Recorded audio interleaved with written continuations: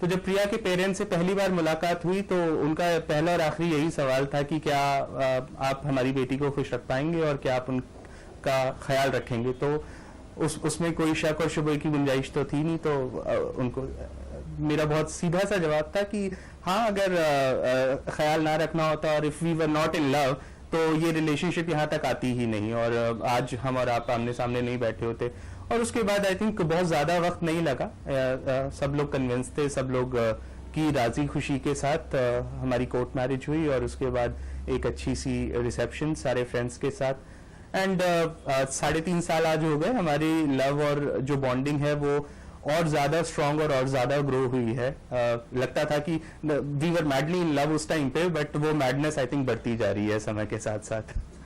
अंतरजातीय और अंतर धार्मिक विवाह के ज्यादातर मामलों में नवविवाहित जोड़ों को शुरुआत में काफी दिक्कतों का सामना करना पड़ता है। आज की कैथरीन सिन्हा हो या फिर एजाज अहमद अंसारी, इन्हें जिन सामाजिक मुश्किलों का सामना करना पड़ा उसे कोई सच्चा प्यार करने वाला इंसान ही झेल सकता है। परेशानियां तो बहुत आई मैरिज करके हमको, क्योंकि कई लोग हमारे अगेंस्ट भी थे जो कि चाहते नहीं थे कि भाई ये शादी हो, इनके घर की तरफ से भी हमारे घर की तरफ से भी। लेकिन हम आपस में दोनों एक रहे, हमारा दोनों का डिसीजन रहा। इन्होंने भी मेरे को बहुत सपोर्ट किया। घर हम लोग ने जब ढूंढना शुरू किया तो पहला हमारा एक्सपोजर जो समाज के साथ हुआ कि हम जब लोगों को बताते थे कि हम लोग इंटर कम्युनिटी कपल है तो हमें घर नहीं मिलता। तो कोई ये कह नहीं देता था कि हम नॉनवेज नहीं पकाने देंगे। हमने बहुत कहा कि हम नॉनवेज नहीं खाएंगे, हम नहीं बनाएंगे। हम लोग बहुत कम रहते ही हैं क्योंकि मेरी पढ़ाई है, मैं ज्यादातर हॉस्टल में रहती हूँ। एजाज रहेंगे, लेकिन किसी न किसी वजह से हमें घर नहीं मिलता था। शादी के बाद दिक्कतें ये आई कि भाई जब हमारे घर वालों को इसकी खबर मिली तो हमारे वालिदैन काफ़ी नाराज़ रहे और काफ़ी रोज़ तक हमसे भी बातचीत नहीं रही और कोई नाता भी नहीं रहा उनका हमारा।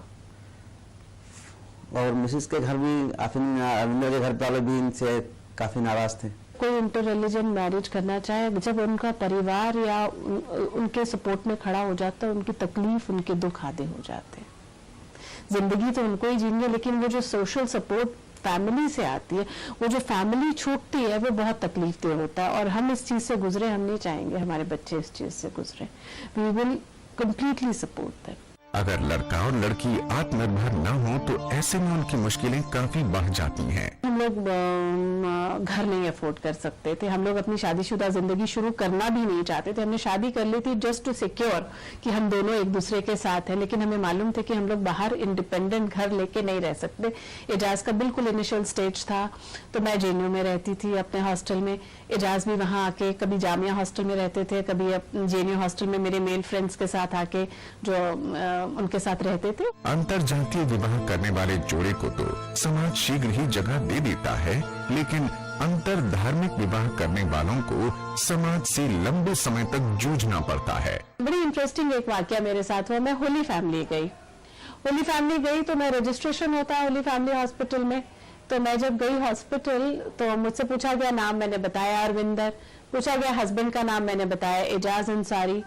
तो फिर उन्होंने जो है ऐसे बोला मुझे रिसेप्शनिस्ट ने, और कोई नहीं मिला सी, उसका मतलब कि तुम्हें कोई और नहीं मिला था।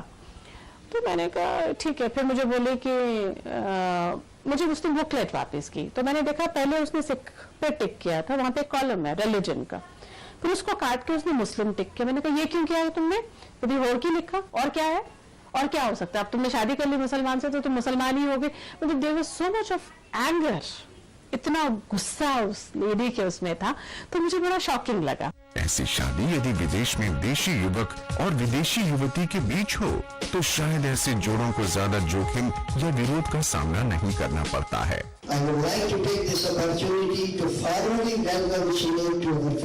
अंतरजातीय और अंतरधार्मिक विवाह में एक बड़ी समस्या बच्चों को लेकर आती है। बच्चा माता पिता में से किसका धर्म माने या घर में कौन से पर्व और त्योहार मनाए जाएं। ऐसे में पति पत्नी द्वारा एक दूसरे के धर्म को समान महत्व देने और समान रूप से दोनों धर्मों के पर्व त्योहार व रीति रिवाजों को मानना निहायत जरूरी है। मेरी बेटी अभी 23 साल की हो गई है मार्च में, और उसका नाम अतिया है। और जब वो पैदा हुई थी तो उसका पूरा नाम अत्या ज्योति गोपीनाथ था, क्योंकि ये मेनन है और मैं सबरवाल हूँ, तो हमने कहा था ना उनका लगेगा ना मेरा सरनेम लगेगा, हम उसका दोनों में से किसी का भी नहीं होगा। तो उसका नाम है अत्या ज्योति गोपीनाथ, मेरा फर्स्ट नेम और गोपीनाथ का फर्स्ट नेम। जब वो छोटी थी तो उसकी माँ भी उसे अपनी भाषा में पंजाबी में बात करती थी, मैं मलयालम में भी बात करता था। और उससे ज़्यादा वो जब केरला जाती थी मेरे पेरेंट्स से मिलने, वहाँ पे क्योंकि सभी लोग मलयालम में बात करते थे तो 2-3 महीने में वो हिंदी भूल के आ जाती थी यहाँ पे। और इस तरह से चला कुछ साल। फिर जब से वो स्कूल जाने लगी फिर वो ना मलयालम बोलती थी, मलयालम भी बोलना बंद कर दिया और ना ही पंजाबी बोलती थी। फिर वो हिंदी में ही बात करने लगी, हिंदी, और बाद में फिर अंग्रेजी में बात करने। मेरे 2 बेटे हैं, बड़ा बेटा आर्किटेक्ट है और छोटा बेटा 11th क्लास में पढ़ रहा है फादर एग्नेल में। और दोनों ही कि हम ऐसा कुछ नहीं है कि इनको किसी रिलीजन में आगे बोलें कि तुम हिंदू में आगे करो या क्रिश्चियन बनो, ऐसा कुछ नहीं है। हम इनको बोलते हैं कि तुम विश्वास करो, एक परमेश्वर जो भी एक महान शक्ति है उसके ऊपर तुम विश्वास रखो। बाकी धर्म तो दुनिया के बनाए हुए हैं, ये तो बस विश्वास होना चाहिए, चाहे तुम पूजा करो या चर्च जाओ। मेरे दोनों बेटे तो अभी इस्लाम प्रैक्टिस कर रहे हैं और ये उनको फ्रीडम है, और उनको बाकी रिलीजन्स के बारे में भी हम बताते हैं और उनमें एक उत्सुकता भी है। खासतौर से मेरा छोटा बेटा काफी सवाल करता है, काफी जानकारी, लेकिन उनकी जो अभी तरबियत हो रही है वो इस्लामिक रिलीजन में, मतलब they read Quran also, they follow इस्लाम।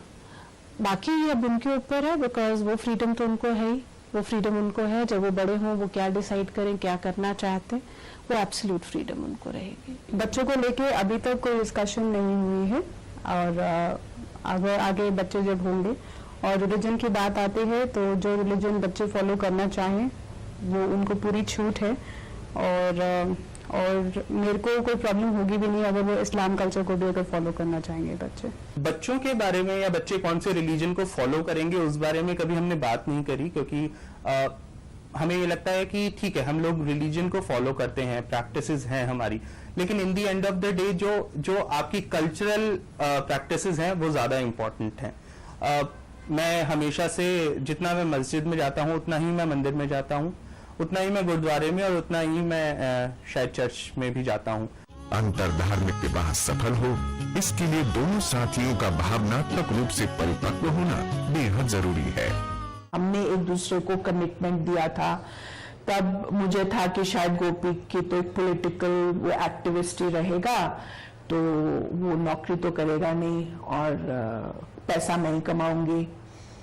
तो वो तो मतलब शुरू से मुझे ये था कि वो हस्बैंड का जो रोल है, प्रोवाइडर का रोल, शायद वो नहीं करेगा।